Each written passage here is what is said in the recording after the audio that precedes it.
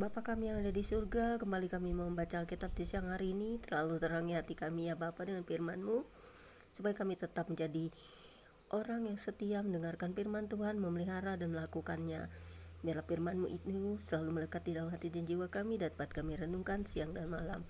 Karena firman-Mu adalah pelita bagi kehidupan kami, yaitu firman yang hidup di dalam Yesus Kristus. Amin.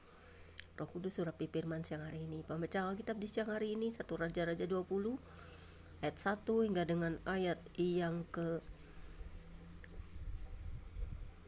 22 dengan perikop Samaria tertolong dari kepungan yang berbunyi demikian.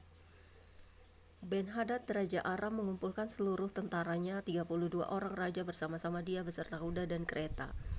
Lalu ia maju, ia mengepung Samaria dan memeranginya. Kemudian ia mengirim utusan ke kota itu kepada Ahab Raja Israel dengan pesan, beginilah pesan Ben-Hadad, emasmu dan perakmu adalah milikku, dan juga istri-istri dan anak-anakmu yang cantik-cantik adalah milikku. Raja Israel menjawab katanya, seperti bicaramu itulah ya tuanku raja, aku ini dengan segala yang ada padaku adalah milikmu. Sesudah itu utusan-utusan itu kembali dan berkata, beginilah pesan Ben-Hadad, memang aku telah menyuruh orang kepadamu mengatakan, emas dan perakmu, istri-istri dan anak-anakmu harus kau serahkan kepadaku. Tetapi besok kira-kira pada waktu ini aku akan menyuruh pegawai-pegawaiku kepadamu, dan mereka akan menggeledah rumahmu dan rumah pegawai-pegawaimu, maka segala yang mereka lihat dan ini akan mereka ambil dan mereka bawa. Lalu Raja Israel memanggil semua tua-tua negeri itu dan berkata, camkanlah, orang ini mengikhtiarkan kecelakaan kita, sebab ia telah menyuruh orang kepadaku meminta istri-istriku, anak-anakku, emas dan perakku, dan aku tidak menolak memberikannya kepadanya. Lalu kata semua tua-tua dan segenap rakyat itu kepada, jangan dengarkan, jangan luluskan. Sebab itu ia berkata kepada utusan-utusan Ben-Hadad, katakanlah kepada tuanku raja, segala yang pertama kali kau suruhkan kepada hambamu ini, aku akan melakukannya, tetapi tuntutan yang kemudian itu tidak dapat kupenuhi. Lalu pergilah utusan-utusan itu dan menyampaikan jawab ini kepada Ben-Hadad. Ben-Hadad menyuruh orang kepada Ahab dengan pesan, beginilah kiranya para Allah menghukum aku, bahkan lebih lagi daripada itu, jika rakyat yang mengikut aku masih dapat menjemput segenggam penuh debu puing Samaria. Tetapi Raja Israel menjawab katanya, katakanlah, orang yang baru menyandangkan pedang janganlah memegahkan diri seperti orang yang sudah menanggalkannya.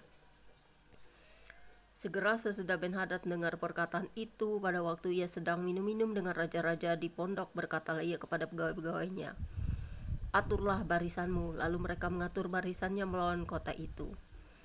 Tetapi tiba-tiba tampillah seorang nabi kepada Ahab Raja Israel serta berkata, beginilah firman Tuhan, sudahkah kau lihat semua orang yang sangat ramai itu, bahwasanya pada hari ini aku akan menyerahkan mereka ke dalam tanganmu, supaya kau tahu bahwa akulah Tuhan.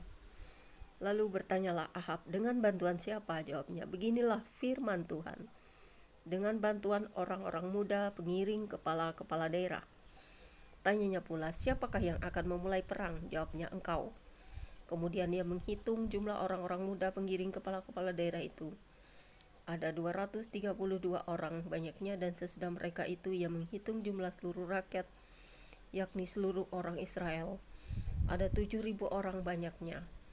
Lalu mereka maju menyerang pada waktu tengah hari, sementara Ben-Hadad minum-minum sampai mabuk di pondoknya bersama dengan ke-32 raja yang membantunya.